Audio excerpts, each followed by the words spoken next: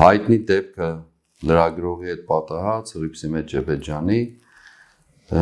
իր ցինիզմի եւ լկտիության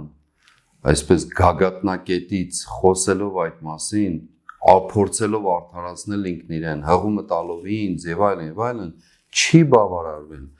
եւ հղումներ է տվել Սուրբ գրքին, Սաղմոսներին, 18-րդ Սաղմոսին, Ավետարանին եւ այլն։ Երևի կյանքի մեջ առաջին անգամ էր կամ հղում էին տվել կամ ցուցում վերցնելու եւ այդպիսով փորձելու արդարացնել իր ամբարշտությունն ու տգիտությունը։